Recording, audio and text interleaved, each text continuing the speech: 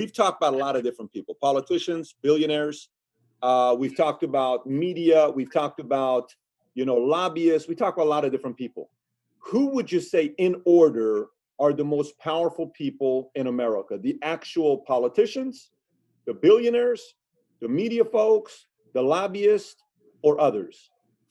I'd say the most powerful right now are the titans of Silicon Valley because of the stranglehold that they have on information. And we've seen, some evidence of that with Twitter banning the New York Post, but it goes far, far, far deeper than that.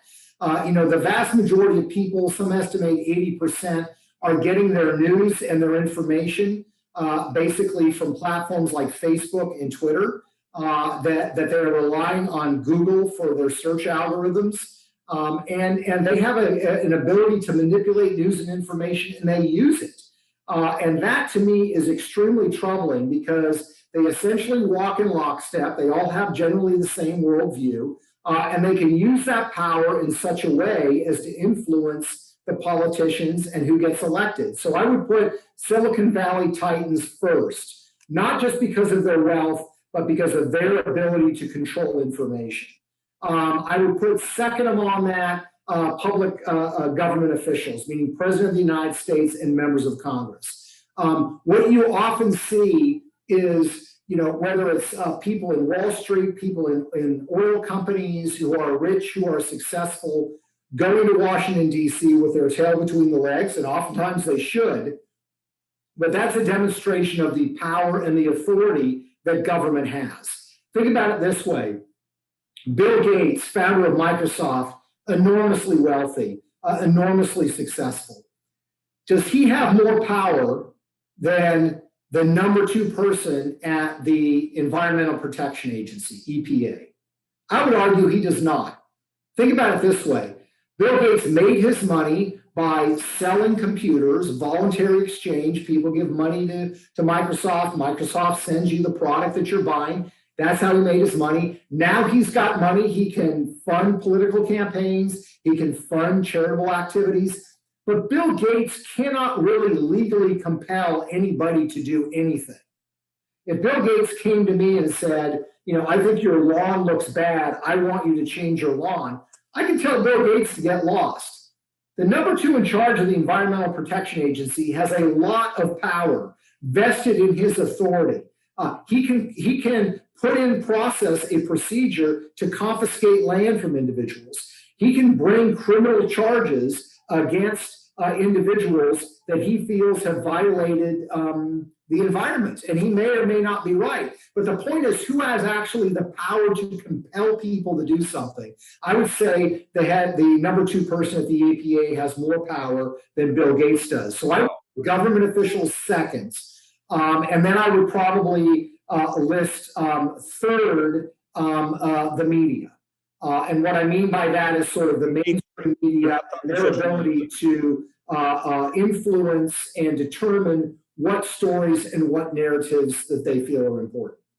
And where do billionaires rank on here? Nowhere. I would put billionaires below that because I would say that I don't view billionaires as a monolith.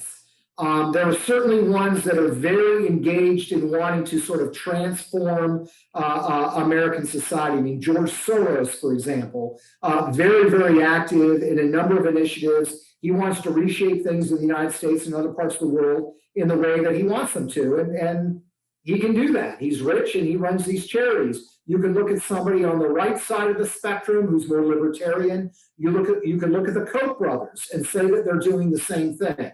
So there's no question that they have power and that they have influence, but I think they're less monolithic than the media. They're less monolithic than Silicon Valley, and they certainly can make a huge difference, but I think it's much more constrained and limited. And by the way, let me just add, one of the reasons that has changed, again, I would return to the election of Donald Trump. Donald Trump in 2016 shattered what was considered an iron rule of politics for decades, which was the guy who raises the most money, the guy who gets the most big money donors from Wall Street and everywhere else is elected president of the United States. Donald Trump did not do that in 2016. He broke that rule, and I think it's a great thing that he did. And I think it's one of the reasons that billionaires don't have the power that they did maybe 8 or 10 years ago. Where would you put universities on there? Would universities be below billionaires and media and government officials? Boy, if you think long term, in terms of long term power, you probably have to put them up at number 1 or number 2. Because again, their ability to shape the views and attitudes of people. And it really, to me, is stunning. The fact that the First Amendment, that freedom of thought, is being diminished on our universities is outrageous. It also speaks to me, though, to this. It speaks to me the complete lack of confidence that the hard left in this country actually has.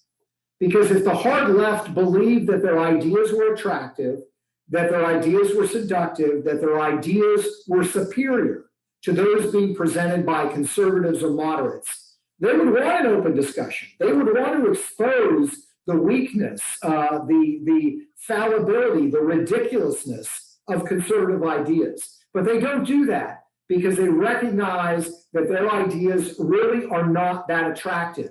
The only way that they can get the adoption of their ideas is by creating an environment where other ideas are excluded. So that gives them enormous power, but they're also, in my mind, a paper tiger. And when you get a competition of ideas, they are generally going to lose. Powerful. So number 1, it could be a 1A, 1B, Titans of Silicon Valley University. So university is more long-term social media right now. Number 2 or number 3 would be government officials, president, Congress, Senate next, or would you say president, Congress, governor? How would you put that in? I would say president, Congress. So much of the power now is in Washington, D.C. It shouldn't be, but it is. It is what it is. Then we have media, mainstream media. Then it's billionaires. Billionaires don't have as much influence as they used to have, which is actually very good news to see that taking place.